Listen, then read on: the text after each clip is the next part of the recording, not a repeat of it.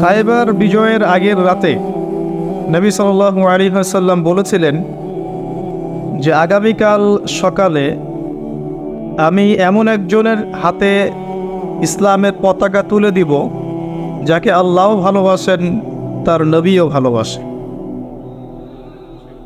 এবং যে নিজে আল্লাহকে ভালোবাসে এবং আল্লাহ রাসূলকে ভালোবাসে। সকল সাহাবী আকাঙ্ক্ষা করতে লাগলো যে আমিই হব সেই সাহাবী।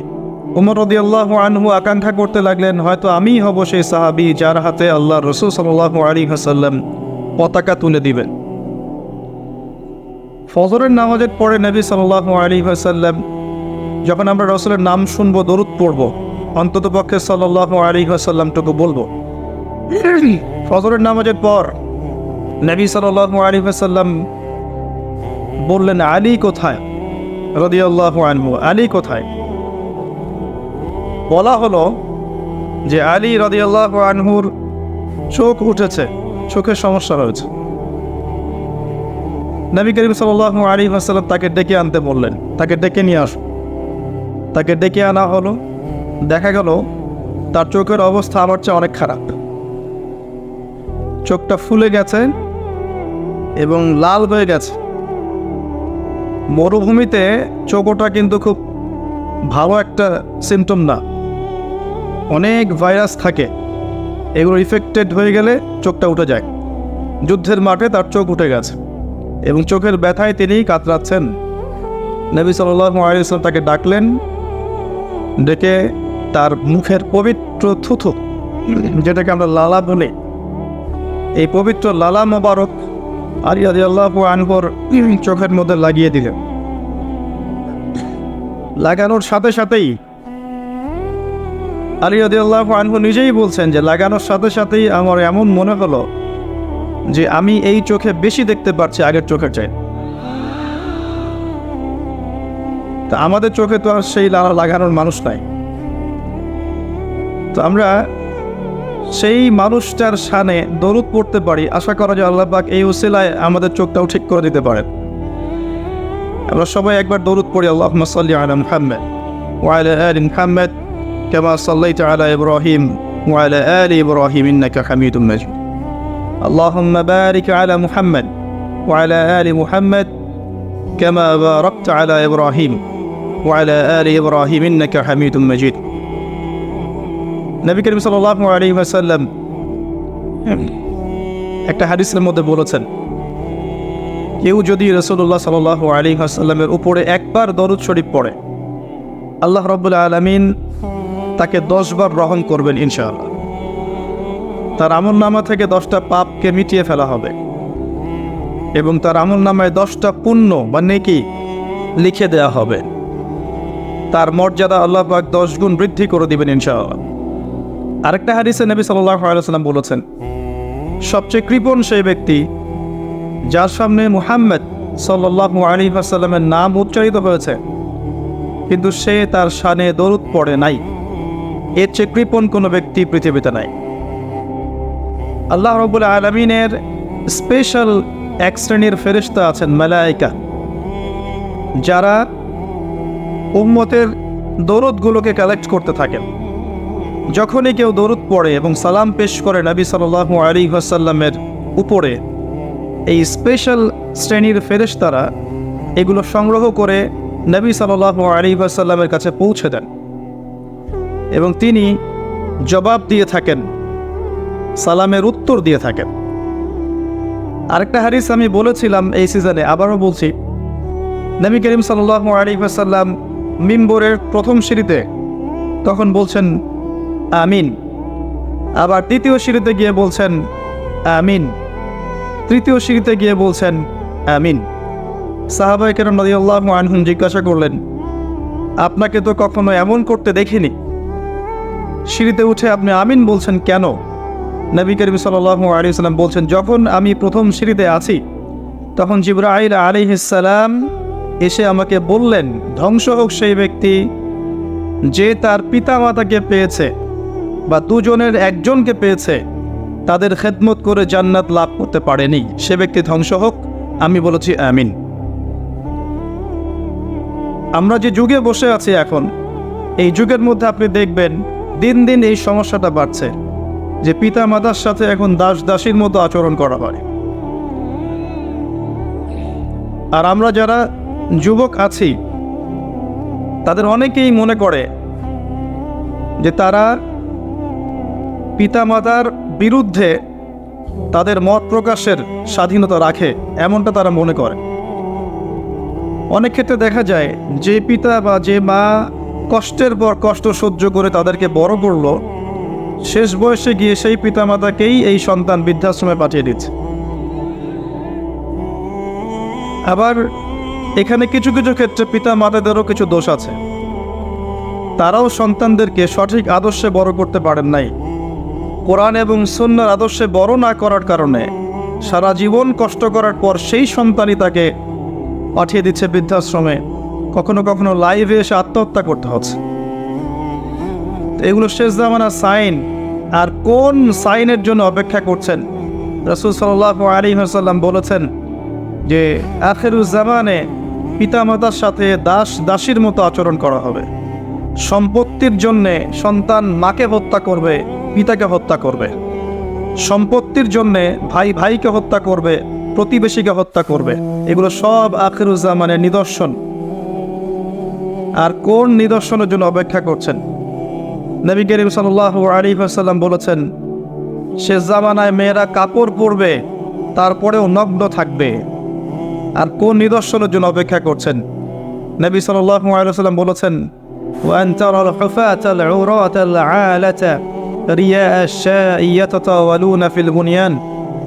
কিয়ামতের অন্যতম আলামত বা সাইন হচ্ছে সমাজের সবচেয়ে নিম্ন শ্রেণীর মানুষেরা, যাদের পায়ে স্যান্ডেল ছিল না, গায়ে জামা ছিল না, এই শ্রেণীর মানুষেরা উঁচু উঁচু অট্টালিকা নির্মাণের প্রতিযোগিতা করবে।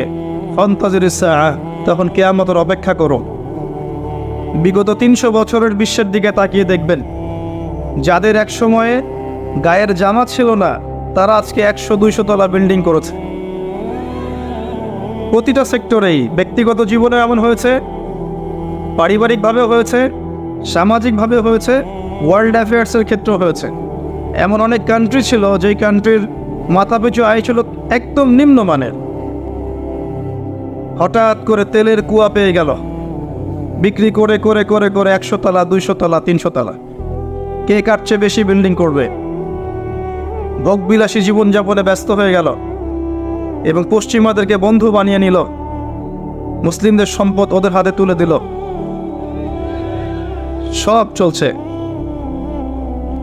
কোন সাইনের জন্য অপেক্ষা করছেন? নবীজি বলেছেন সাল্লাল্লাহু আলাইহি ওয়াসাল্লাম, যখন দেখবে মেয়েদের সংখ্যা দিন দিন বাড়বে, ছেলেদের সংখ্যা কমতে থাকবে।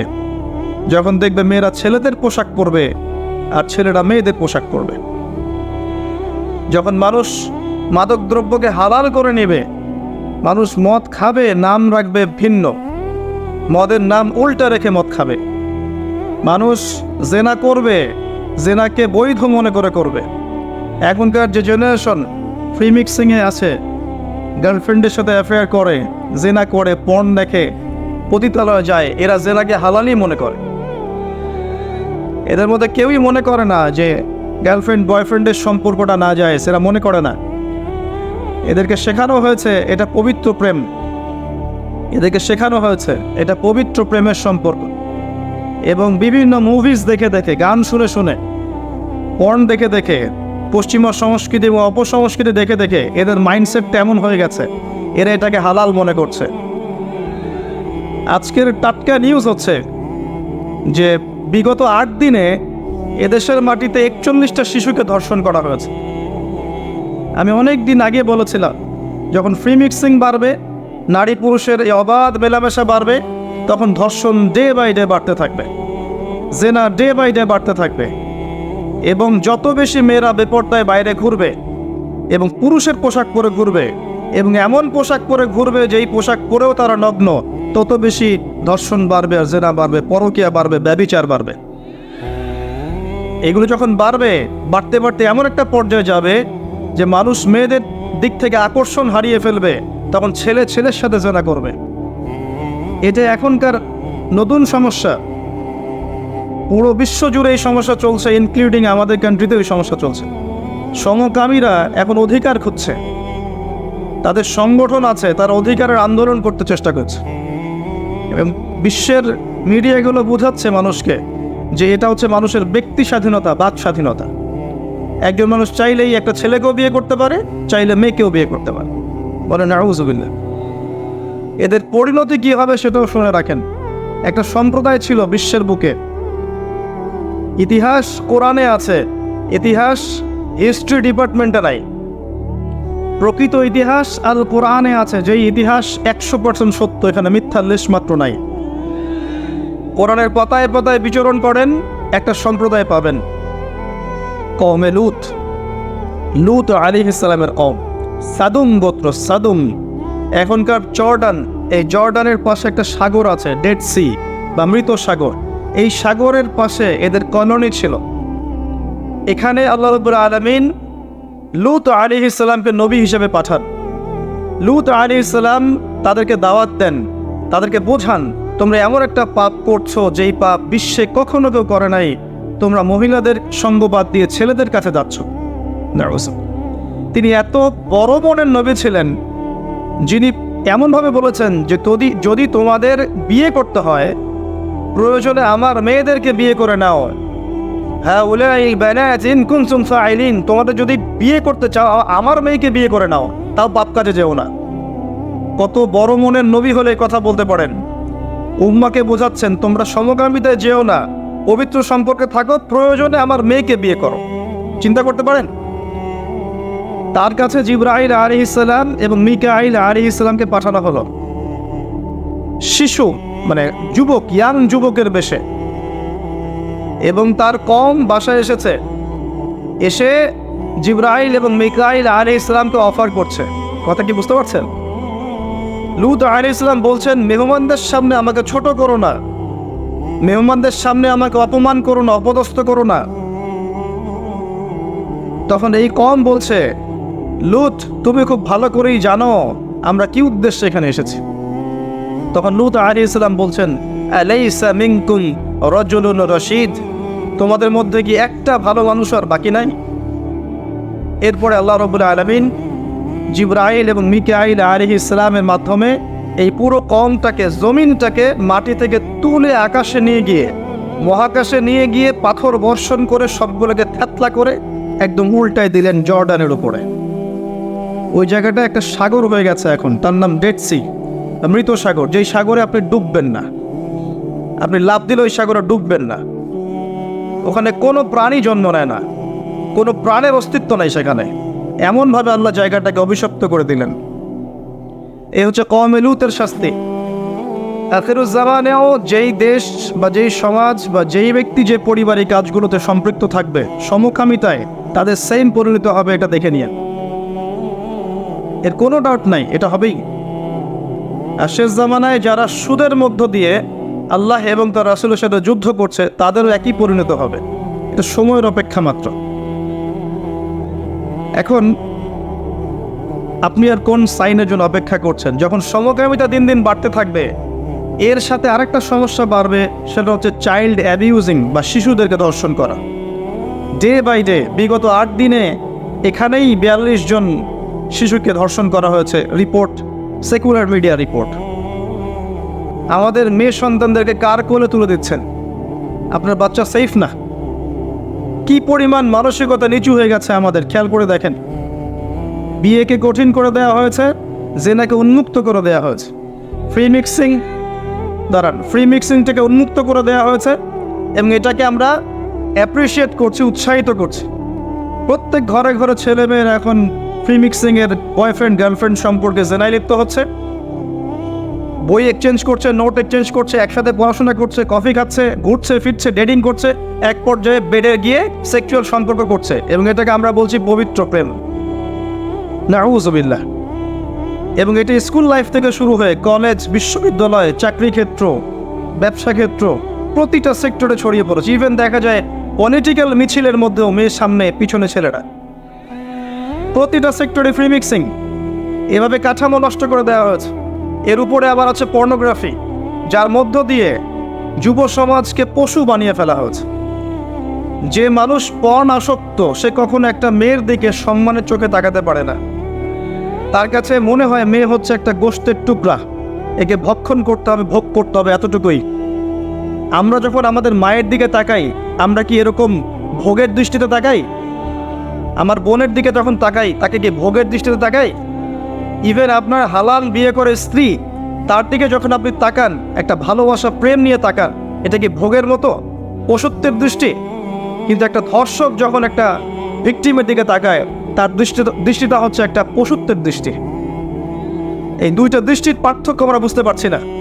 যখন পর্ন আসক্ত হয়ে যাবে পুরো জেনারেশন, তখন ভিতর থেকে তারা পশু হয়ে যাবে, সুযোগ পেলেই ধর্ষণ করবে। যখন সে একটা মেয়েকে একা পাবে, সুযোগ পেলেই সে সুযোগ হাতছাড়া করবে না। যখন বাচ্চাদেরকে একা পাবে, তাকেও ধর্ষণ করে ফেলবে। দিন দিন বাচ্চাদের ধর্ষণ বাড়ছে, এবং যারা ধর্ষণ করছে এদেরকে আমরা প্রকাশ্যে এনে ফাঁসি দিতে পারছি না। ইসলামের এটাই বিধান ছিল, এদেরকে প্রকাশ্যে জনসমক্ষে ফাঁসি দেওয়া, যাতে আরো 10টা মানুষ এখান থেকে শিক্ষা নিতে পারে। আমরা করতে পারছি না। এখানে আইনের দুর্বলতা আছে, তার ফলশ্রুতিতে দেখা যায় মানুষ পার পেয়ে যাচ্ছে, এবং ডে বাই ডে ধর্ষণ বাড়ছে। আপনি কি মনে করছেন আপনার ঘরের মা বোন সেফ? আমার ঘরের মা বোন সেফ? আমার ঘরের কন্যা সন্তান সেফ?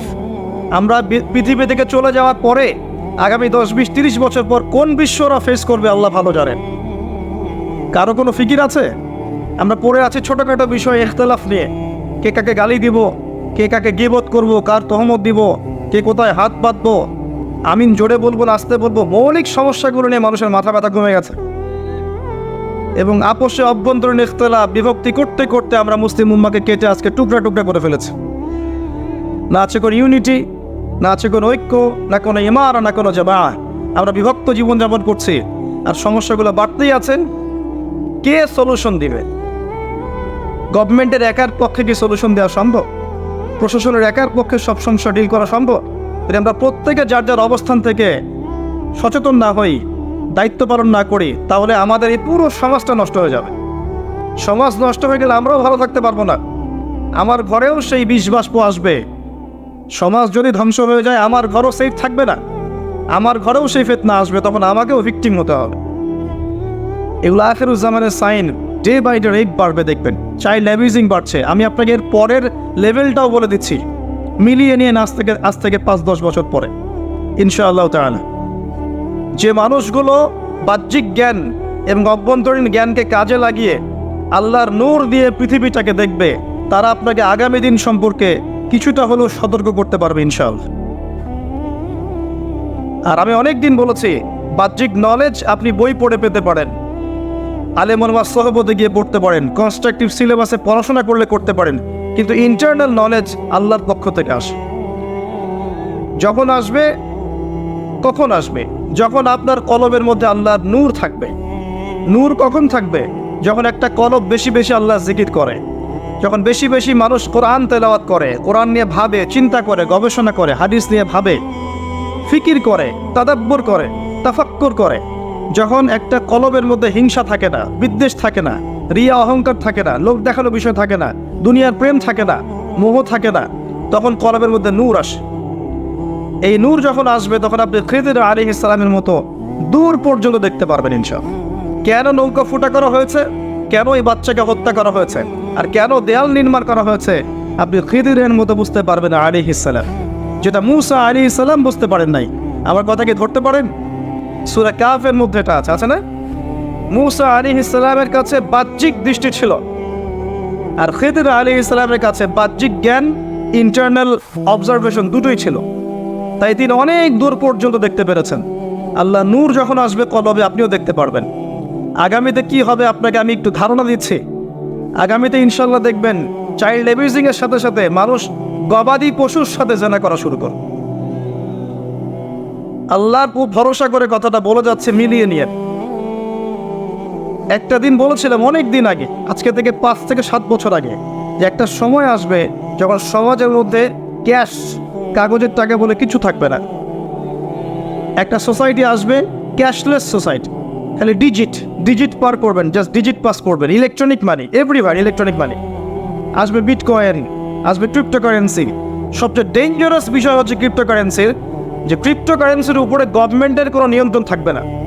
এটা সবচেয়ে মারাত্মক বিষয়। একটা বড় পরিসরে রাষ্ট্রকে দেউলিয়া বানানো সম্ভব এই পলিসির মধ্য দিয়ে। যারা ইকোনমিক সেকশনে পড়াশোনা করেন, গবেষণা করেন, তাদের কাছে জিজ্ঞাসা করেন।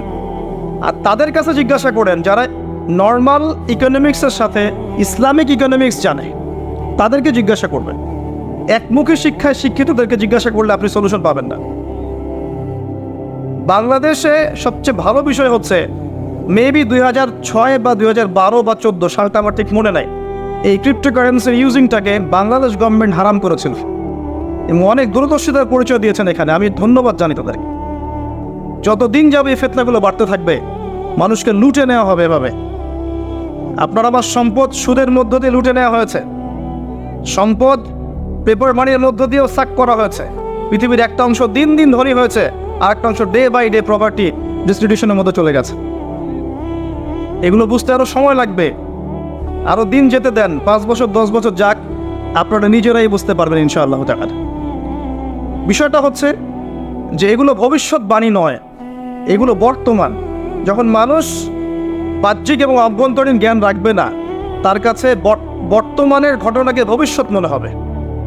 বর্তমান সম্পর্কে মানুষ যখন ওয়াকেফাল থাকবে না, গাফেল থাকবে যে বিশ্বে কি হচ্ছে, কি চলছে, জিওপলিটিক্সে কি চলছে, মিলিটারি সেকশনে কি চলছে, ইকোনমিক্সে কি চলছে, এই ফিতনাগুলোর মধ্যে, তখন মানুষের কাছে মনে হবে এগুলো হয়তো ভবিষ্যৎবাণী। আসলে এগুলো ভবিষ্যৎবাণী নয়, এগুলো সবই বর্তমান। বর্তমান সম্পর্কে আপনি অজ্ঞ বলেই বা আপনি জ্ঞান অর্জন করার ফিকির নেই বলেই আপনার কাছে এগুলোকে ভবিষ্যৎবাণী মনে হচ্ছে। আপনি 2 চোখ খোলেন, খিদিরের মতো হন আলাইহিস সালাম, আপনি দেখবেন সব কিছু আপনার কাছে স্পষ্ট হয়ে যাবে ইনশাআল্লাহ।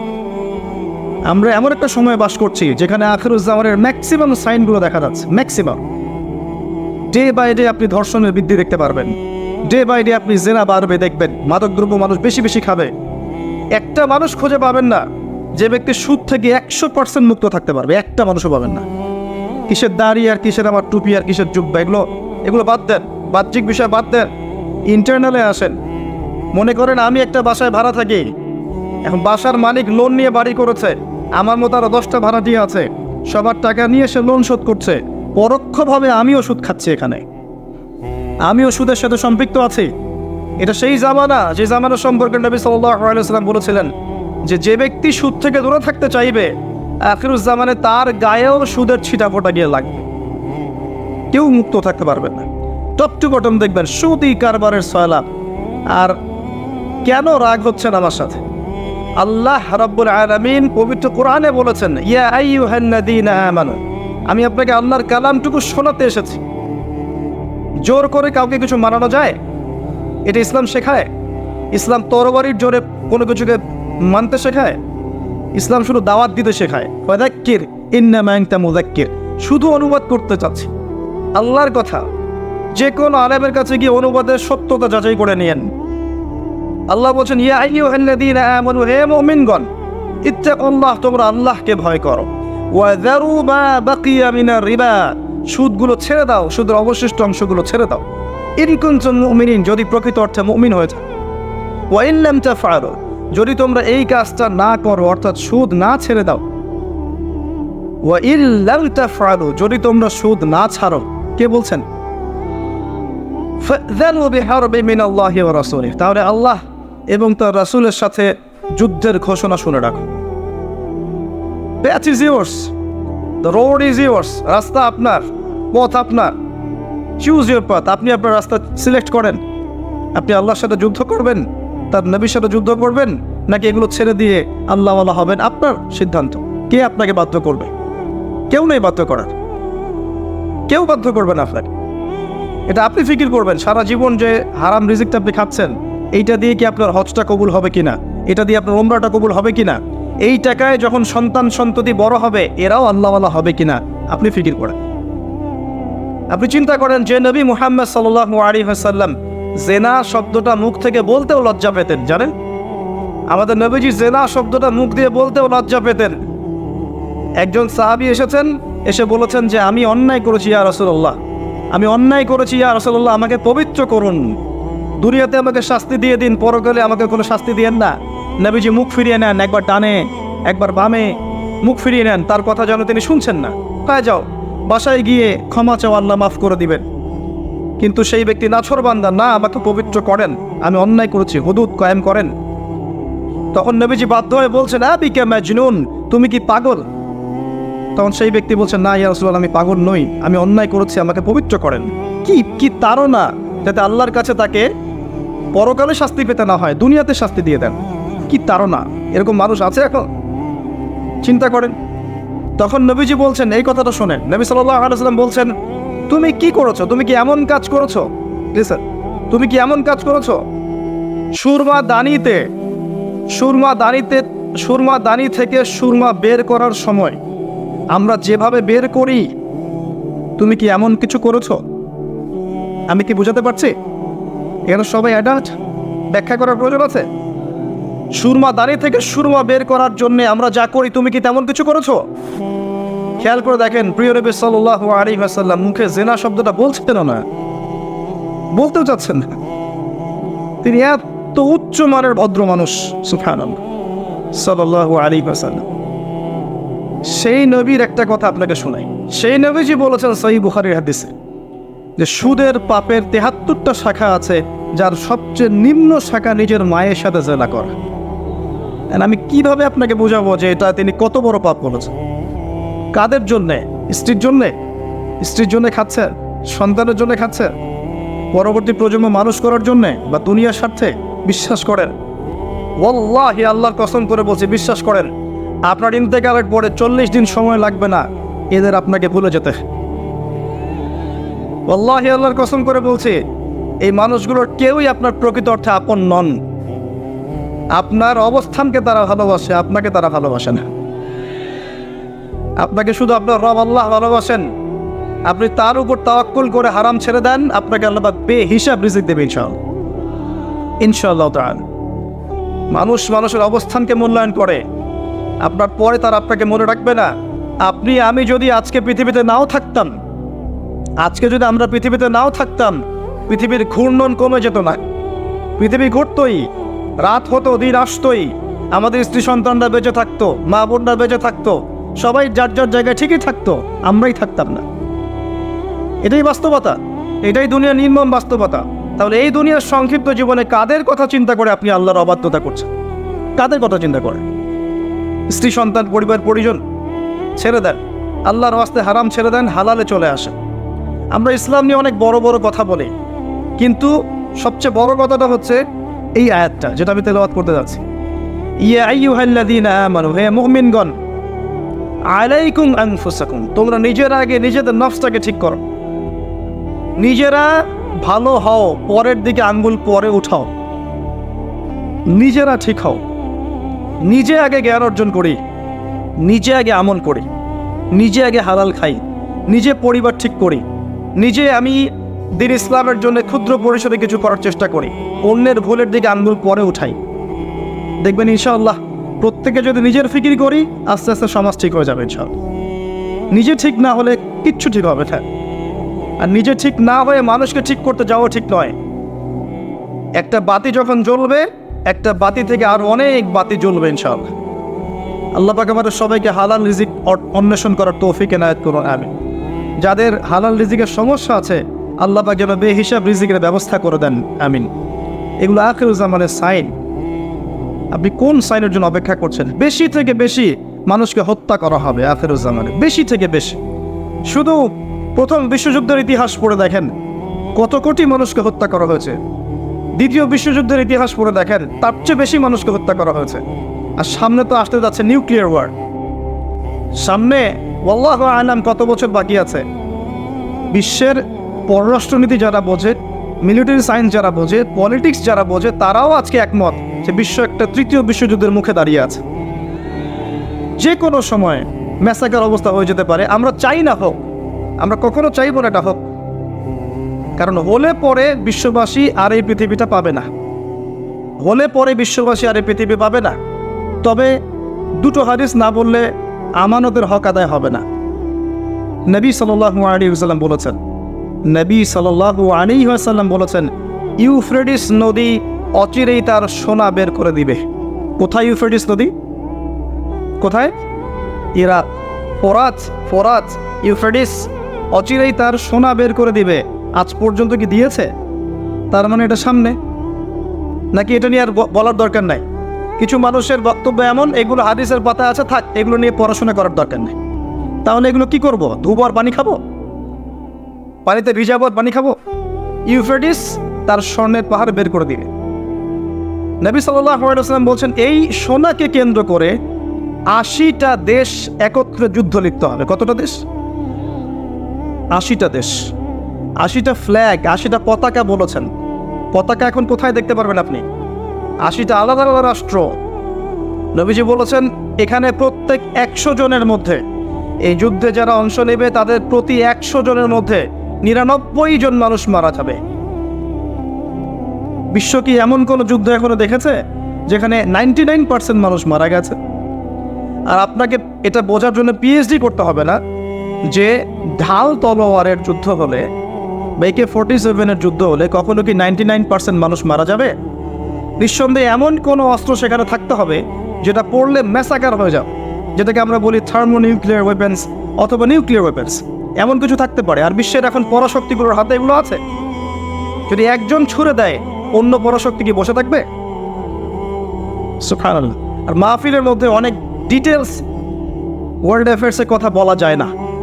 এই জন্যে আমি অনেক দিন বলেছি, আমি যতটুকু জানি আমি তার 30-40% কখনো বলতে পারি নাই। আমি যতটুকু জানি আলহামদুলিল্লাহ এর 30 থেকে 40% আমি কখনো বলতে পারিনি।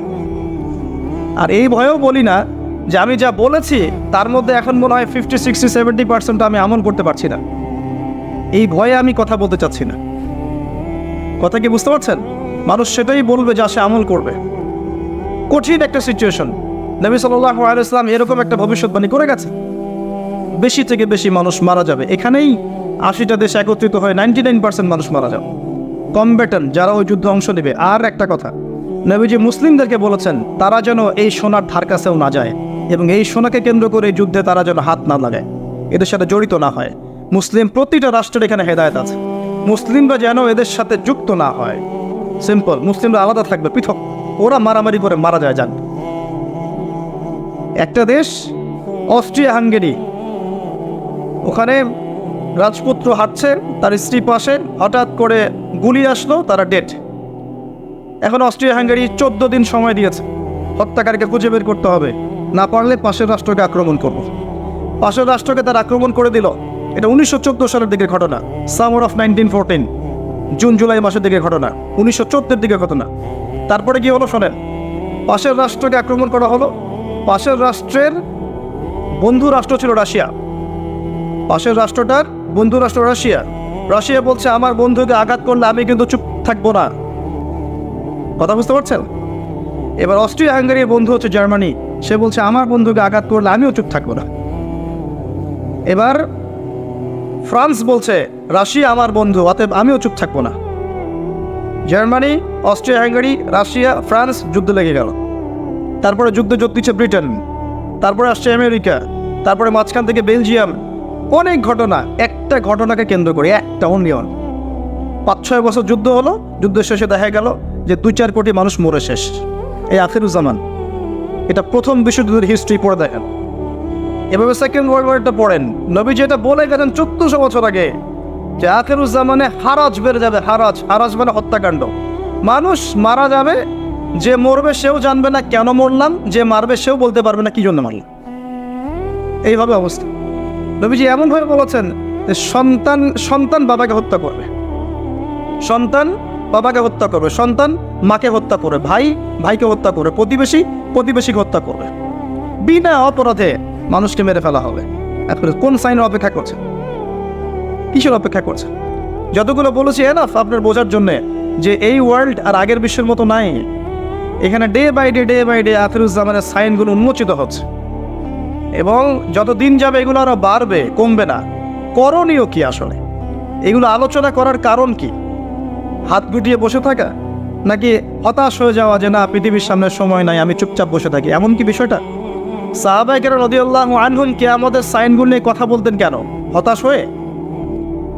একটা বিখ্যাত হাদিস আছে, বিখ্যাত হাদিস। যে নবী সাল্লাল্লাহু আলাইহি ওয়াসাল্লাম মসজিদ নববীর পাশ দিয়ে যাচ্ছেন, সাহাবীরা বসে আছেন এবং তারা আপোষে ডিসকাস করছেন, কি বিষয় জানি কথা বলছেন। নবী জিজ্ঞাসা করলেন সাল্লাল্লাহু আলাইহি ওয়াসাল্লাম, তোমরা কি নিয়ে কথা বলছো? তোমরা কি নিয়ে কথা বলছো? সাহাবীরা বলছেন, আমরা আলামাতুস সাআ নিয়ে কথা বলছি, কিয়ামতের আলামত নিয়ে কথা বলছি। সাহাবীদের এই আলামত নিয়ে কথা বলার কি দরকার ছিল? এটা কি মানুষকে হতাশ করার জন্যে নাকি প্রস্তুতির জন্যে? কোনটা? যদি আপনাকে কেউ জানিয়ে দেয়, মনে করেন যে আল্লাহ আপনাকে জানিয়ে দিয়েছেন, কথার কথা বলছি যে আপনি আর 10 বছর বাঁচবেন, কথার কথা, আপনি কি হেলায় খেলায় আর দিন পার করতে পারবেন? আপনার মাথার মধ্যে থাকবে যে আমার হাতে টাইম কম। সাহাবায়ে কেরাম রাদিয়াল্লাহু আনহুম তখন এটা নিয়ে ডিসকাস করছিলেন। এই হাদিসটাই সেই হাদিস যেখানে 10টা মেজর সাইন বলা হয়েছে। নবীজি বলছেন এই 10টা না আসা পর্যন্ত কিয়ামত হবে না।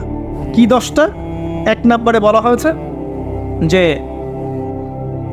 দাজ্জাল, তারপরে বলা হয়েছে ঈসা ইবনে মারইয়ামের আগমন, তারপরে ইয়াজুজ মাজুজ, দাব্বাতুল আরদ, 3টা ভূমিকম্প। এভাবে নবী সাল্লাল্লাহু আলাইহি ওয়াসাল্লাম 10টার কথা বলেছেন। হাদিসটা পড়ে দেখেন। যাই হোক, ওয়ার্ল্ড যেদিকেই যাক না কেন, পরিস্থিতি যেমনই হোক না কেন, সর্বপ্রথম আমাদেরকে বেসিক ঠিক করতে হবে। কি ঠিক করতে ভাই? বেসিক। নিজে আগে ঠিক হইতে হবে। নিজে ঠিক হওয়ার জন্য প্রথম কাজটা কি? প্রথম কাজ হচ্ছে লেখাপড়া করা। কি করা? পড়াশোনার কোনো বিকল্প নাই, লেখাপড়া সবাইকে করতে হবে। এবং এই লেখাপড়াটা আল্লাহর রাসূল সাল্লাল্লাহু আলাইহি ওয়াসাল্লাম সবার জন্য ফরজের কথা বলেছেন। বলেন নাই? তালাবুল ইলমি ফরিদা আলা কুল্লি মুসলিম। প্রত্যেক মুসলিমের উপরেই এটাকে ফরজ করা হয়েছে। কি ফরজ করা হয়েছে? আমাকে মুফতি হতে হবে, মুহাদ্দিস হতে হবে, মুফাসসির হতে হবে, এই লেভেলে যেতে হবে, এটা ফরজ? জি না, ইসলামের বেসিক জিনিসগুলো আপনাকে জানতে হবে, এটা ফরজ। কেন মুসলিম হয়েও জানবে না যে নামাজের আরকান কয়টা, ফরজ ওয়াজিব কি কি, ইমানের পিলার কি কি, আকীদার মূল বিষয়গুলো কি কি, সুন্নত কাকে বলে, বেদআত কাকে বলে, শিরক কাকে বলে, তাওহীদ কাকে বলে, এগুলো মুসলিমরা জানবে না কেন? কেন একজন মুসলিম 30 বছর পড়াশোনা করেও 30টা সূরা মুখস্থ করতে পারবে না? কেন একজন মুসলিম 40 বছর পড়াশোনা করছে 40টা হাদিস মুখস্থ করতে পারছে না? কেন পারবে না? এটা কি শুধু এক শ্রেণীর মানুষের জন্যে, না কোরআন এবং সুন্নাহ সকলের জন্যে? কোরআন এবং সুন্নাহ কি এক শ্রেণীর মানুষের সম্পত্তি নাকি সবার জন্য উন্মুক্ত? একজন অমুসলিমও কোরআনুল কারীম পড়ে হেদায়েত পেতে পারে, পারে না? চর্চা না করলে কেমন করে হবে? প্রথম কথা ইলম অর্জন করা। দ্বিতীয় কথা ইলম অনুযায়ী আমল করা। ইলম আছে আমল নাই, এই ইলমের আসলে কোনো দাম নাই। কথা মনে রাখবেন, ইলম আছে আমল নাই, এই ইলমের আসলে কোনো দাম নাই।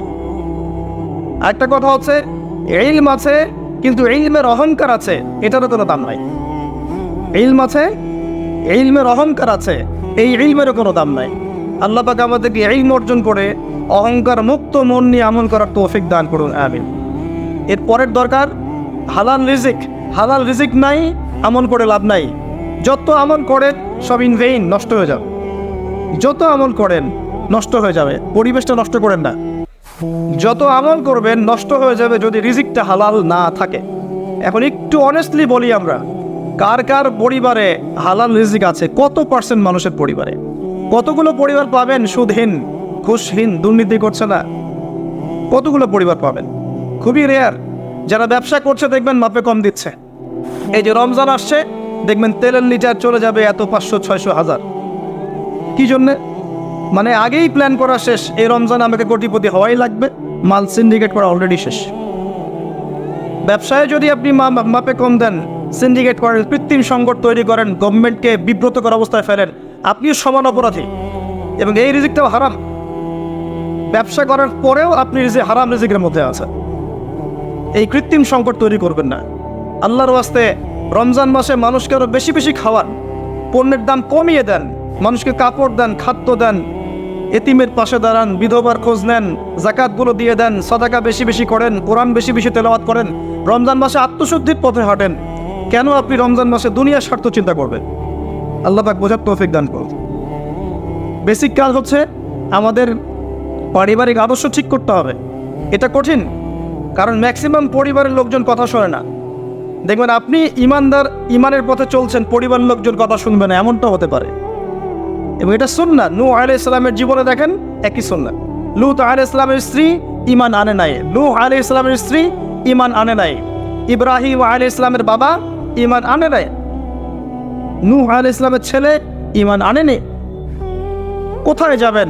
মুহাম্মদ সাল্লাল্লাহু আলাইহি ওয়াসাল্লামের চাচারা অনেকেই ঈমান আনে নাই। তো আপনজনরা কথা নাও শুনতে পারে, তখন আপনাকে স্বতন্ত্র ইসলামিক পরিবার গড়ে তুলতে হবে। পারা যাবে ইনশাআল্লাহ? হালাল খাবেন, স্বতন্ত্র ইসলামিক আদর্শ পরিবার গড়ে তুলবেন। পরিবারের মধ্যে তাওহীদ থাকবে, সুন্নাহ থাকবে, তালিম থাকবে, পর্দা থাকবে, ইসলামী অনুশাসন এবং সংস্কৃতি থাকবে। সারা দুনিয়ায় গোল্লায় যা যাক, আপনি পরিবারটা ঠিক রাখবেন। পারা যাবে ইনশাআল্লাহ? পরিবারগুলো ঠিক করলে সমাজ ঠিক হবে ইনশাআল্লাহ আযজা ওয়া জাল। বেসিক কাজে আসেন। আল্লাহ পাক আমাদেরকে প্রতিভা দেননি, সবাইকে কিছু না কিছু প্রতিভা দিয়েছেন এবং নিয়ামত দিয়েছেন। কাউকে জমি দিয়েছেন, কাউকে টাকা দিয়েছেন, কাউকে বুদ্ধি দিয়েছেন, কাউকে বলার ক্ষমতা দিয়েছেন, কাউকে লেখার ক্ষমতা দিয়েছেন। প্রত্যেকের এই প্রতিভাগুলোকে ইসলামের স্বার্থে ব্যয় করা যায় না? যার যার অবস্থান থেকে দিনের কোনো ফিকির করা যায় না? একটা মসজিদ করেন না, একটা মাদ্রাসা করেন, একটা ভালো স্কুল করেন, একটা ভালো বিশ্ববিদ্যালয় করেন, কলেজ করেন, একটা ইকোনমিক কোনো প্রজেক্ট করেন, কিছু একটা করেন, ইয়েতিম প্রজেক্ট করেন, মেয়েদের নিয়ে কোনো প্রজেক্ট করেন, মেয়েদেরকে সেলাই মেশিন দেওয়ার মতো কোনো প্রজেক্ট করেন, বিধবাদের খোঁজ নেন, কিছু একটা করেন, মানবতার কল্যাণে কিছু করেন, যাতে করে ইসলামের সৌন্দর্যতা সবার সামনে প্রস্ফুটিত হয়। পারা যায় না? অল্প অল্প কাজগুলোতে ইসলামের কল্যাণ হয় না? এগুলো একসাথে হলে দিনের খেদমত হবে না? এই দিন এক শ্রেণীর মানুষের সম্পত্তি নয়, আমাদের সবার মহব্বতের জায়গা দিন। আমরা যদি সবাই সবার জায়গা থেকে কাজ করি, ইনশাআল্লাহ দেখবেন দেশ এগিয়ে যাবে, জাতি আগাবে, গভর্নমেন্টের জন্য ভালো, উম্মার জন্য ভালো, সবার জন্য ভালো হবে ইনশাআল্লাহ তাআলা। আর যত বেশি আমরা কোরআন এবং সুন্নাহ থেকে দূরে সরে যাব, তত বেশি নৈতিক জায়গা থেকে আমরা সরে আসব, নৈতিকতার অবক্ষয় হবে। আপনি দেখবেন সমাজে ম্যাসাকার অবস্থা সৃষ্টি হবে, সমাজে বেনামাজি লোকের সংখ্যা বাড়বে, সুদখোরের সংখ্যা বাড়বে, দর্শক বাড়বে, চোর বাড়বে, ডাকাত বাড়বে, ছিনতাইকারী বাড়বে, জুয়াখোর বাড়বে, লুচ্চা মানুষ বাড়বে, ডে বাই ডে বাড়তে থাকবে। তখন সমাজের কাঠামো আপনি ঠিক করতে পারবেন না। তখন প্রশাসনিক চাপ দিয়ে কিন্তু এদেরকে আপনি সঠিক লাইনে আনতে পারবেন না। কারণ মেরে আর পিটিয়ে কয়টা মানুষকে লাইনে আনা যায় যদি আত্মার ভিতরে পরিবর্তন না আনা যায়? আত্মিক পরিবর্তন কে দিবে ইসলাম ছাড়া? আত্মার পরিবর্তন কে দিবে কোরআন এবং সুন্নাহ ছাড়া? এগুলোর মধ্য দিয়ে মানুষের আত্মাটাকে পরিবর্তন করা সম্ভব। ইনশাআল্লাহ দেখবেন সমস্যাগুলো সলভ হয়ে যাবে। যদি আমরা এই দায়িত্ব পালন করতে না পারি, যদি আমরা এই দায়িত্ব পালন করতে ব্যর্থ হই, আল্লাহ পাকের একটা সুন্নাহ আছে, সুন্নাহটা হচ্ছে নাসুল্লাহ ফানাসিয়াহুম। তারা আল্লাহকে ভুলে গিয়েছিল, আল্লাহ তাদেরকে ভুলে যাবেন। এটা আবাবিল পাখি পাঠানোর যুগ নয়, এটা আবরাহার যুগ নয় যে আসমান থেকে পাথর বর্ষণ করে জুলুমের এগেনস্টে প্রতিবাদ করা হবে, এমনটা নয় এখন। এটা কোন যুগ? এটা এই যুগ। ইন তানসুরুল্লাহ ইয়ানসুরকুম। তোমরা আল্লাহর দ্বীনকে সাহায্য করো, আল্লাহ তোমাদেরকে সাহায্য করবে ইনশাআল্লাহ। ওয়া ইউসাব্বিত আকদামাকুম। আল্লাহ তোমাদের পাকে দৃঢ় রাখবেন ইনশাআল্লাহ। এটা সেই যুগ। কোন যুগ? ইন্নাল্লাহা লা ইউগাইয়িরু মা বিকওমিন হাত্তা ইউগাইয়িরু মা বিআনফুসিহিম। আল্লাহ পাক কোনো কওমের অবস্থা ততক্ষণ পরিবর্তন করেন না যতক্ষণ নিজেরা নিজেদের অবস্থা পরিবর্তনের চেষ্টা না করে। আলাইকুম আনফুসাকুম। নিজের নফসের খবর নেন, নিজের আত্মশুদ্ধির খবর নেন, নিজের আমলনামা হিসেব করেন। আল্লাহর ওয়াস্তে আমার নসিহতটা শোনেন, আল্লাহর ওয়াস্তে এই রমজানটাকে কাজে লাগান, আল্লাহর ওয়াস্তে এই রমজানটাকে কাজে লাগান। রমজানে নিজের গুনাহগুলোকে মাফ করিয়ে নেন। নবী সাল্লাল্লাহু আলাইহি ওয়াসাল্লাম বলেছেন ওই দ্বিতীয় সিঁড়িতে সেই ব্যক্তি ধ্বংস হোক যে রমজান মাসকে পেয়েছে কিন্তু নিজের গুনাহ মাফ করাতে পারলো না। রমজানের আগেই নিজের আমলনামা সাজিয়ে নেন, কবিরা গুনাহ কি কি করেছেন হিসাব করে বের করেন, কার কার হক নষ্ট করেছেন খাতায় লিখেন, সবগুলোকে ফেরত দেন রমজান মাসে। রমজান মাসে আল্লাহর কাছে কান্নাকাটি করে সমস্ত কবিরা গুনার ক্ষমা নিয়ে নেন। কে জানে আগামী রমজানে পৃথিবীতে আমরা কেউ বেঁচেও না থাকতে পারি? কে জানে? কে গ্যারান্টি দিবে আপনাকে? আজকে থেকে 2 বছর আগে ওই ইউক্রেনও ভেবেছিল যে আমরা ভালো থাকবো, কিন্তু আল্লাহ পাকের পরিকল্পনা ভিন্ন। এখন যারা মনে করছে আমরা খুব ভালো আছি, দেখবেন আগামী দিনগুলোতে ওরাও ভালো থাকবে না ইনশাআল্লাহ তাআলা। যতদিন যাবে এগুলো বাড়তে থাকবে। রমজানকে কাজে লাগান প্রিয় ভাইয়ারা।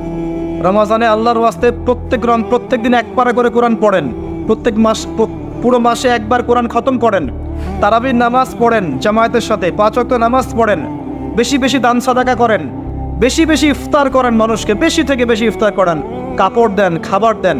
ওই যে হোটেলগুলো আছে রমজান মাসে খোলা থাকে, পর্দা টাঙানো থাকে, এগুলো এই সংস্কৃতি, পর্দা সংস্কৃতি বাদ দেন।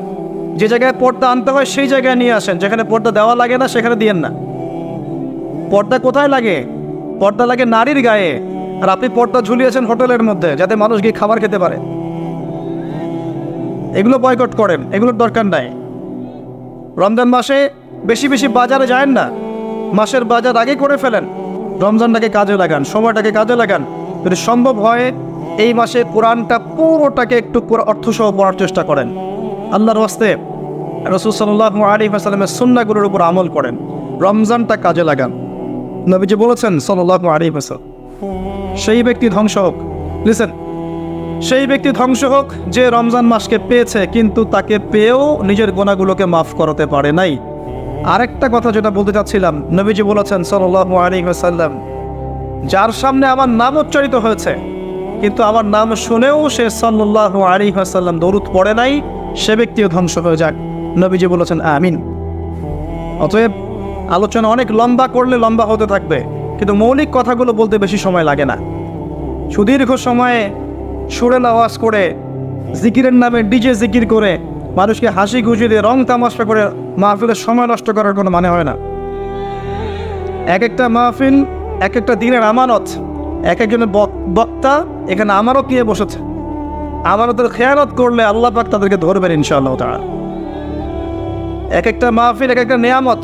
এত বেশি মাহফিল অন্য কোনো দেশে হয় বলে আমাদের জানা নাই, কিন্তু আমরা মাহফিলের বিষয়গুলোকে নষ্ট করে ফেলছি। এটাকে আমরা সিন্ডিকেট বানাচ্ছি, প্রফেশনাল ভাবে নিচ্ছি, এখানে দুনিয়ার স্বার্থকে আমরা জড়িয়ে ফেলেছি। আল্লাহ পাক আমাদেরকে বোঝার তৌফিক দান করুন।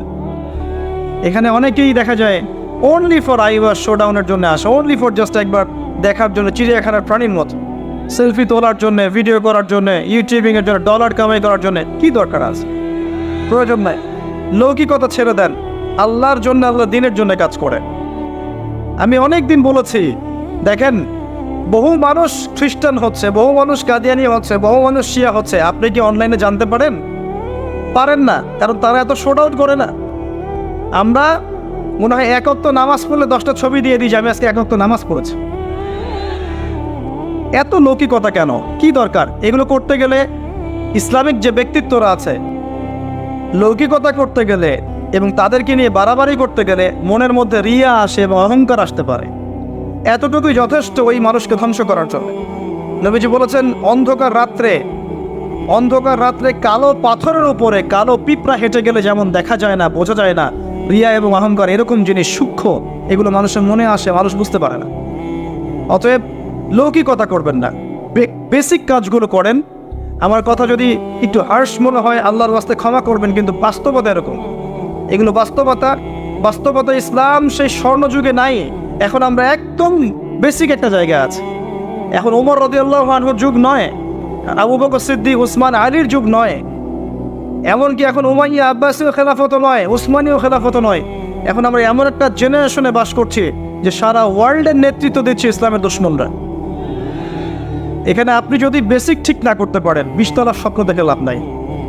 যদি আমরা বেসিক ঠিক না করতে পারি, নিজেরা ভালো না হই, প্রত্যেকটা বেসিক কাজ ঠিকঠাক মতো করতে না পারি, আমাদের বাচ্চাদেরকে ঠিক মতো মানুষ করতে না পারি, পারিবারিক আদর্শ সুন্দর না করি, কোরআনওয়ালা না হই, সুন্নাওয়ালা না হই, তাসকিয়া না অর্জন করি, আলেম ওলামার সহবতে না যাই, আত্মশুদ্ধি না অর্জন করি, সময়গুলোকে কাজে না লাগাই, আল্লাহর কসম করে বলছি, আল্লাহ পাক কি করবেন জানেন? আল্লাহ পাক এটা করবেন, ওয়া ইন তাতাওয়াল্লাউ ইয়াস্তাবদিল কওমান গায়রাকুম। তোমরা মুসলিমরা যদি মুখ ফিরিয়ে নাও, দায়িত্ব পালন না করো, তাহলে আল্লাহ পাক তোমাদেরকে সরিয়ে দিয়ে নতুন কওমকে নিয়ে আসবেন।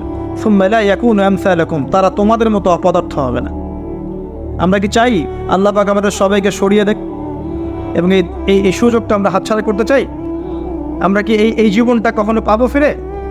যে এই 60-70, 50, 60, 70, 100 বছরের জীবন আর কখনো ফিরে আসবে? একটা করে দিন রাত বছর চলে যাচ্ছে, আর কখনো ফিরে আসবে? আসবে না। শয়তান 3টা ধোঁকা দিয়ে থাকে। শয়তান বোঝায় এখন অনেক সময় পড়ে আছে, পরে করে নিও। এই করতে করতে কত মানুষ কবরে চলে গেছে, তার ফিকির নাই। শয়তান বোঝায় এখনই এত তাড়াহুড়ার কি আছে, কেবল যৌবন, বার্ধক্যে গিয়ে ভালো হয়ে যেও। শয়তান এগুলোকে বোঝায়। শয়তান বোঝায় তুমি পারবে না, তোমার দ্বারা হবে না। আবার শয়তান এটাও বোঝায় আমি অনেক জানি, আমার জানার কোনো দরকার নাই। শয়তানের ধোঁকাগুলো থেকে বেঁচে থাকেন। আল্লাহর ওয়াস্তে আল্লাহর নাজিলকৃত কোরআন এবং সুন্নাহকে আঁকড়ে ধরেন। চরমপন্থী হয়েন না, ইসলামের নামে এমন কিছু করতে যায় না যাতে ইসলামের ক্ষতি হয়ে যায়। যত চরমপন্থা ছড়িয়েছে ইসলামের নামে, এগুলো মুসলিমদের মাধ্যমে ছড়ায় নাই, এগুলো একটা পশ্চিম এজেন্ডা ছিল। এরা ইসলামটাকে সারা বিশ্বের সামনে জঙ্গিবাদ আর সন্ত্রাসবাদের ধর্ম নামে তুলে ধরার জন্য এই কাজগুলো ঘটিয়েছে পরিকল্পিতভাবে। আমি অবাক হব না যদি কয়দিন পরে ইসরায়েল ইরানকে হামলা করে, আমি অবাক হব। এটা অবাক হব না যদি কয়দিন পর লেবাননে গিয়ে সে আক্রমণ করে, সে যদি কয়দিন পর মিশরে আবার আক্রমণ করে, জর্ডানে আবার আক্রমণ করে, আমি অবাক হব। পয়েন্টগুলো মিলিয়ে নেন, সব ইহুদিরা চলে আসছে জেরুজালেমে, সেখানে রাষ্ট্রও গঠন করেছে, সেখান থেকে তার আরবের আশপাশে প্রতিবেশীদের উপর নিয়ন্ত্রণ নিয়েছে।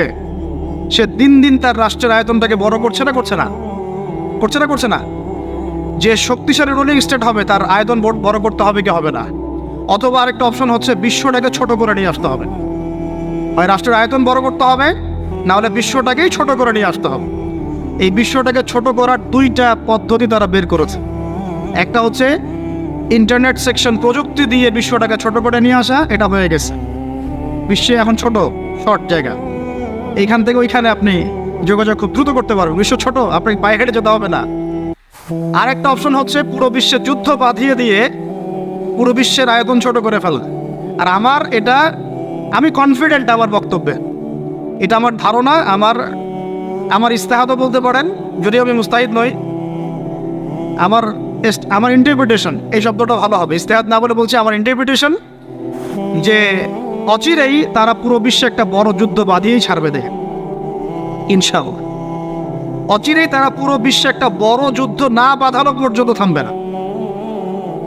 প্রথম বিশ্বযুদ্ধের পরে আপনারা ব্রিটেনকে দেখেছেন, সেকেন্ডটার পরে আপনার আমেরিকার রাজত্ব দেখেছেন, দেখবেন যদি আরেকটা লাগে এরপরে আপনি ইসরায়েলের রাজত্ব দেখবেন। ওর ধ্বংস এত তাড়াতাড়ি হবে না, ওর ধ্বংস হবে, এটা সত্য, এটা নিশ্চিত, কিন্তু এত তাড়াতাড়ি না। সে রুলিং স্টেট হবে এবং দাজ্জালকে নিয়ে সে পুরো বিশ্বটা শাসন করবে। কতদিন? নবীজি বলেছেন 40 দিন। কতদিন? প্রথম দিন হবে 1 বছরের সমান, দ্বিতীয় দিন 1 মাসের সমান, তৃতীয় দিন 1 সপ্তাহের সমান, বাকি দিনগুলো আমাদের দিনের মতো। এই শাসন না হওয়া পর্যন্ত কিয়ামত হচ্ছে না। আর এই শাসন ততক্ষণ হচ্ছে না যতক্ষণ মহাযুদ্ধ না হচ্ছে। আর মহাযুদ্ধ না হওয়া পর্যন্ত ইমামুল মাহদিও আসছেন না। মাহদি তখনই আসবেন যখন মুসলমানদের অবস্থা এরকম খারাপ হতে থাকবে। আর মাহদি না আসার আগে দাজ্জালও মানুষের রূপে বের হবে না। এখানে ওখানে যে আনাচে কানাচে মাহাদিগুলো বের হচ্ছে, এরা মাহাদি নয়। গোলাম আহমেদ কাদিয়ানিও দাবি করেছিল যে ও মাহাদি। ও প্রথম বলেছিল যে আমি মাহাদি, তারপর বলেছে আমি হচ্ছি ঈসা, তারপরে বলেছে মাহাদি ঈসা একই, আমি দুইটাই। তারপরে বলেছে আল্লাহর নবী, তিনিও নবী সাল্লাল্লাহু আলাইহি ওয়াসাল্লাম, আমিও নবী, নাউজুবিল্লাহ। তো ও দাবি করেছিল। আর আমরা জানি মাহাদি কথা বলবে আরবি ভাষায়, তিনি ফাতিমা রাদিয়াল্লাহু আনহার বংশধর থেকে হবেন। আর এই মাহাদি কথা বলতো পাঞ্জাবি ভাষায়, পাঞ্জাবি মায়ের সন্তান। এগুলো মাহদি নয়। মাহদি আসছেন না যতক্ষণ পর্যন্ত আপনি একটা বিশাল মালহামা না দেখছেন। আর আমার ধারণা, ইন্টারপ্রিটেশন, বা শুধু আমার ধারণা না, অনেকেই ওয়ার্ল্ড অ্যানালাইসিস যারা করে তারা বলে যে হয়তো বা এই ইস্যুগুলো, ইউক্রেন রাশিয়া হোক, সিরিয়া ইস্যু হোক, ইয়েমেন ইস্যু হোক, গাজা ইস্যু হোক, আস্তে আস্তে একটা বড় যুদ্ধের দিকে এরা বিশ্বকে নিয়ে যাও। এই যুদ্ধগুলো এমনি এমনি লাগে নাই, এরা লাগায়, পিছন থেকে লাগায়। ওদের স্বার্থ কি? অস্ত্র বাণিজ্য। কি বাণিজ্য? অস্ত্র বাণিজ্য। ওরা যুদ্ধ বাঁধিয়ে রাখবে, জিগিয়ে রাখবে, যাতে করে অস্ত্র ব্যবসা করা যায়। অনেক সময় মুসলমান 2 দেশের মধ্যে যুদ্ধ লাগায় দেয়, দিয়ে অস্ত্রের বাণিজ্য করে। এগুলো কি মিথ্যা কথা বলছি না সত্য কথা বলছি? সরাসরি বলছি ভাই, কিছু করার নাই। এখন সরাসরি না বললে তো দেরি হয়ে যাবে, এখন জানা উচিত আপনাদের বিষয়গুলো। তো আমাদের ইন্টারপ্রিটেশন যে এটা হয়তোবা চলে আসতে পারে, চলে আসলে পরে বিশ্বের অবস্থা কি হবে সেটা ভাবতে হবে আমাদের। করোনা ভাইরাসে বিশ্বের যে অবস্থা হয়েছে, আর আমি বলে দিই, করোনা ভাইরাস কোনো মহামারী ছিল না, এটা কোনো মহামারী না। এরকম হয় না মহামারী। মহামারী মানে একটা এলাকার র্যাপিডলি মরে ধুয়ে সাফ হয়ে যাও, এটাকে বলা হয় মহামারী। আপনার জ্বর হয়, আমার হয় না, আপনি মরেন, আমি মরি না, আপনার বেশি ইফেক্ট হয়, আমার হয় না, এমন মহামারী সার্কাস মহামারী হয়নি। এগুলো কোনো প্যান্ডামিক না, ওগুলো বোঝায় মানুষ কি সেটা চায়না ভালো জানে, কি সেটা আমেরিকা ভালো জানে, আসলে এটা কি সেটা ইসরায়েল ভালো জানে। আর আমাদেরকে মিডিয়া দিয়ে যা গেলানো হয়েছে সেটা আমরা জানি। কারা কারা টিকা নিয়েছিলেন? সবাই তো টিকা নিয়েছেন মনে হয়। আচ্ছা, মাশাআল্লাহ, অনেক, ইনশাল্লাহ বহুত ফায়দা হবে। ঠিক আছে, ইনশাল্লাহ বহুত ফায়দা হবে। আচ্ছা, তারপরে আসেন, শেষ করে দেই ভাই, পরে আমরা কিছু কোশ্চেন অ্যান্সার নিব নি। ইমাম মাহদি আসছেন না মালহামার আগে। ইমাম মাহদি না আসলে দাজ্জাল বের হচ্ছেন না মানুষের রূপে, আর দাজ্জাল বের হওয়ার পরেই সে জিউসদেরকে নিয়ে বিশ্ব শাসন করবে। আমাকে একটা খালি প্রশ্নের উত্তর দেন দেখি, কি বুঝলেন? দাজ্জাল কি একা একা ওয়ার্ল্ডটাকে শাসন করবে? যে আমি বের হইলাম, এই সবাই আমার আনুগত্য করে, এমন হবে বিষয়ে? এমন হয় কখনো?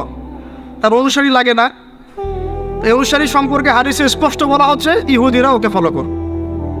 কোন ইহুদি? যাদের 2000 বছর থাকার কোনো জায়গা ছিল না। এই 14-18 সালে তারা ঢুকলো, তুর্কিদেরকে হটায় দিল, ফিলিস্তিনের জায়গা দখল করলো। এই 18 সাল থেকে 23 সাল পর্যন্ত প্রায় বলা যায় পুরা ফিলিস্তিনি দখল করে ফেলছে, অলমোস্ট, অল্প কিছু জায়গায় বাকি আছে। তারা সেখানে রাষ্ট্র গঠন করলো, জেরুজালেমকে রাজধানীও বানাই দিল, আয়তনও বাড়াচ্ছে দিন দিন আস্তে আস্তে, তাই না? দিন দিন আয়তনও বাড়াচ্ছে, একের পর এক যুদ্ধ করছে, কেউ ওর সাথে পারছে না। যুদ্ধে কিন্তু পারা যাচ্ছে না ওর সাথে। আরবরা সবাই মিলে যুদ্ধ করেছে, পারে নাই, একবার দুইবার না, 4 বার, তাই না? এবং সে ওয়ার্ল্ডের বড় বড় সেক্টরগুলো নিয়ন্ত্রণ করছে। আপনার কি মনে হয় ইউনাইটেড নেশনস বলেন, আমেরিকা বলেন, এগুলোর উপরও নিয়ন্ত্রণ নাই? ওরা যদি 1 লক্ষ শিশুকেও হত্যা করে, এক বোম দিয়ে যদি 1 লক্ষ শিশুকেও হত্যা করে নিরপরাধ, তবুও ইউনাইটেড স্টেট অফ আমেরিকা বলবে আমরা আমাদের মিত্রর পাশে আছি। কথা বুঝেন নাই? ওরা 1 লক্ষ শিশুকেও যদি হত্যা করে, তবুও পশ্চিমারা এবং ইউএসএ বলবে আমরা তার সাথেই আছি। যদি না বলে আমার নাম বদলাই, ওরা কথা বলবেই। তারপরেও আপনার চিনতে বাকি থাকে যে কারা ইসলামের পক্ষে, কারা বিপক্ষে, কারা দাজ্জালকে ফলো করবে, এখনও চিনতে বাকি থাকে আপনার। তাহলে তো আপনিও অন্ধ হয়ে গেছেন দাজ্জালের মতোই। ওই যে উলাইকা কাল-আনআমের মতো, লাহুম আ'য়ুনুন লা ইউবসিরুনা বিহা, চোখ আছে দেখতে পারে না। আমার কথা বিশ্বাস করছেন না? এই যে 6,000 6,500 মানুষকে মারা হয়েছে, এর মধ্যে অর্ধেক শিশু। এরপরে বলেছে যদি ইসরায়েলের এগেইনস্টে কেউ কোনো পদক্ষেপ নাই, আমি রণতরী পাঠাই দিব এখন। বলে নাই? খবর দেখেন না? ওরা ওর বিরুদ্ধে যাবে না। তাহলে এরা সবাই একই সূত্রে গাথা, এরা আলাদা কেউ না, এরা সবাই একই। চাচাতো ভাই, মামাতো ভাই, খালাতো ভাই, এরা সবাই কাজিন সিস্টার। আর আমাদের মুসলিম রাষ্ট্র মাশাআল্লাহ 57টা, আমাদের বক্তব্য এই পর্যন্তই। আমরা তীব্র নিন্দা জানাই, আমরা এই ঘটনার তীব্র নিন্দা জানাই, ব্যাস, দ্যাটস অল। এর চেয়ে বেশি কিছু বলারও নাই। আমরা হাসছি, বাট আমাদের কাঁদা উচিত। মুসলিম রাষ্ট্রগুলোর মধ্যে পারমাণবিক বোমা নাই, নাই। আরব রাষ্ট্রগুলোকে অস্ত্র শূন্য করে দেওয়া হয়েছে, নিজেরা অস্ত্র প্রডিউস করতে পারে না। এরা তেল দেয়, তেল দিয়ে কিছু ডলার পায়, ওই ডলার দিয়ে আবার ওর কাছেই অস্ত্র কিনে। আপনারা একটু বোঝার চেষ্টা করেন। যখন আমরা এগুলো পড়ছিলাম ইউনিভার্সিটিতে, তখন এগুলো বুঝতাম না। ইউনিভার্সিটিতে আমরা এগুলো ছড়ছড়া করে মুখস্থ করেছি, বিশ্বাস করেন। এই যে ওদের অ্যালায়েন্স, পলিটিক্যাল অ্যাফেয়ার্স, এইটা ওইটা, এগুলো মুখস্থ আমাদের, কোনটা কোন সাল কি ছিল, এখনই বরং ভুলে গেছে। কিন্তু ইসলামের সাথে যখন এটা মেলানো শুরু করলাম, তখন দেখলাম যে বাপরে বাপ, গভীরে তো অনেক কথা আছে, এর শেকড় তো অনেক গভীর। মানে বিষয়টা বোঝেন যে আমি তেল বিক্রি করব শুধুমাত্র ডলারে, অন্য কোনো কারেন্সিতে না। মানে ধরেন যে এই ব্রিফকেস ভর্তি টাকা আছে, কি আছে ভাই, এটাতে ধরেন যে 1 কোটি টাকা আছে, আর আমি গেলাম আবুধাবিতে। কোথায়? আবুধাবি। তো গিয়ে বললাম যে শেখ, এই যেখানে এই ব্রিফকেসে 1 কোটি টাকা আছে, নট ডলার, টাকা, আমাকে 5 লিটার তেল দেওয়া যায়? জীবন আমাকে তেল দিবে না। এই বক্সটা আমি নিয়ে গেলাম টাকার জায়গায় ডলার দিয়ে, শেখ আমার কাছে ডলার আছে 1 ব্রিফকেস, আমাকে কি এখন তেল দেওয়া যায়? অবশ্যই, কুল্লু খালাস। অবশ্যই ইয়া হাবিবি কুল্লু খালাস আসেন তেমনি যান।